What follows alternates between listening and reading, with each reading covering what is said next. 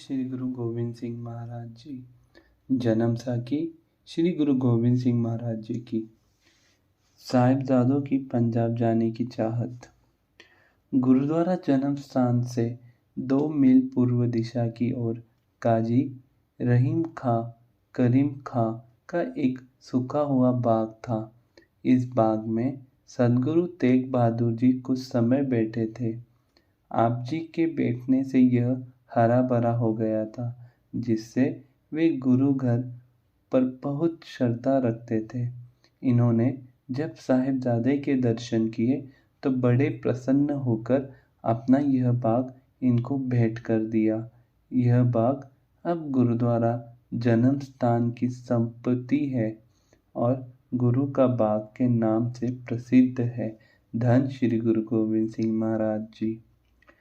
सदगुरु तेग बहादुर जी को पंजाब गए लगभग 1 वर्ष हो गया था, पर अभी उनकी तरफ से साहिबजादे और परिवार को पंजाब आने हेतु कोई संदेश नहीं आया था।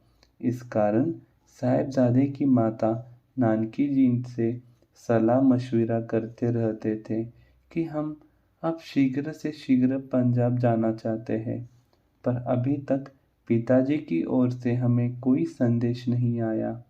पिताजी कहते थे कि पंजाब का हालचाल देखकर हम आपको शीघ्र ही पंजाब आने के लिए बुला लेंगे, पर क्या कारण है कि अब तक क्यों नहीं बुलाया। धन श्री गुरु गोविंद सिंह महाराज जी। माता नानकी जी ने समझाया कि पंजाब में बड़े झगड़े हैं, वहाँ हमारे रिश्तेदार बड़े ईर्ष्यालु होने के कारण दुखदाई है। यह हम बहुत शांतिपूर्वक रह रहे हैं। जब तक आप बड़े न हो जाए, हमारा यह ही रहना बेहतर है। धन श्री गुरु गोविंद सिंह जी महाराज। यहाँ की संगत श्रद्धावान है। मसंत हमारी इस हर प्रकार की आज्ञा मानते और उपहार एकत्रित कर भेजते हैं।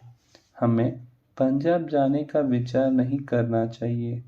गुरुजी ने कहा, माताजी, यहाँ के लोग स्वार्थी हैं। अगर कार्य हो तो शीघ्र धारण कर लेते हैं, पर अगर कोई कार्य न हो तब निकट नहीं आते। इसके अलावा मसंद भी बेईमान है, उन पर विश्वास उचित नहीं है। ये गुरु के अपार एकत्रित कर अधिकृत सोए खा जाते हैं और कुछ नाम मात्र हमें भेज देते हैं। धन बाबा गुरु धन बाबानंद सिंह जी महाराज। धन श्री गुरु गोविंद सिंह जी महाराज। मसंद को परखने के लिए गुरु जी का एक पालकी बनवाना। साहिबजादे की बात सुनकर माताजी ने कहा, पुत्र, मसंद बड़े ईमानदार है, उपहार भेंट में कोई बेईमानी नहीं करते। तब गुरुजी ने मसंद की बेईमानी माताजी को बताने हेतु ढाका के एक मुख्य मसंद बुलाकी दास को आदेश भेजा कि हमारे लिए एक सुंदर पालकी जिसमें 700 तोला सोना लगा हो बनवाकर शीघ्र ही भेजो। बुलाकी दास ने आदेश सुनकर बड़ी सुंदर पालकी बनवाकर साहिबजादे को पटना भेज दी। पालकी देखकर माताजी ने कहा, पुत्र, तुमने देख लिया है कि यह मसंद कितने अच्छे तथा आज्ञाकारी है। तुम्हारा हुक्म के पालन इन्होंने कितनी जल्दी कर दी है। धन श्री गुरु गोविंद सिंह जी महाराज। माताजी को मसंदों की बेईमानी प्रकट करने के लिए आपने एक दिन बहुत सारी लकड़ियाँ मंगवाकर उन पर वह सुंदर पालकी रखकर आग लगवाकर जला दी। इसके पश्चात जला हुई पालकी की राख को साफ करके उसमें से सोना अलग करके जब तोला गया तो केवल 70 तोल ही निकला, बाकी 630 तोल पितल था। धन श्री गुरु गोविंद सिंह जी महाराज। आप जी ने माताजी को बताया कि यह आपका सबसे बड़ा तथा भरोसेमंद मसंद है, जिसने गुरु के उपहार भेंट में से 700 तोले का मूल्य काटकर पालकी को केवल 10वां हिस्सा 70 तोले ही लगाया है। यह मसन बड़े बेईमान है, इन पर भरोसा करना ठीक नहीं। धन श्री गुरु गोबिंद सिंह जी महाराज।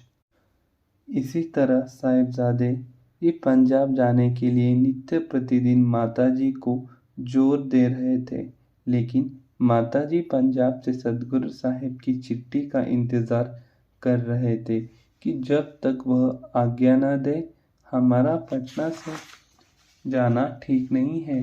माताजी श्री गुरु अर्जन देव जी की लाहौर जाने वाली उस बात पर भी विचार करते थे जब कि श्री गुरु रामदास जी ने आप जी को लाहौर सहारी मल के लड़के की शादी पर भेजकर हुक्म दिया था कि हमारे बुलाने बिना आपने लाहौर से नहीं आना। धन श्री गुरु गोबिंद सिंह महाराज जी। इस हुक्म अनुसार श्री गुरु अर्जन देव जी को बेशक 2 साल लाहौर ही रहना पड़ा, पर उन्होंने पिता गुरु जी के हुक्म की उल्लंघना नहीं की थी, जिसका फल यह हुआ कि आप जी के बड़े भाई पृथ्वीचंद की सख्त विरोधत के होते हुए भी पिताजी ने इनकी आज्ञा पालन पर प्रसन्न होकर गुरु गद्दी की बख्शिश की थी। धन श्री गुरु गोबिंद सिंह जी महाराज। इसलिए बड़ों की आज्ञा का पालन करना सुपुत्र का एक श्रेष्ठ गुण होता है, जिसके मीठे फल की प्राप्ति बाद में होती है। इस तरह की बातें करते माताजी साहिबजादे को पंजाब से हुक्म आने तक पटना ठहरने की प्रण कर रहते थे। धन श्री गुरु गोबिंद सिंह जी महाराज। धन श्री गुरु गोबिंद सिंह जी महाराज।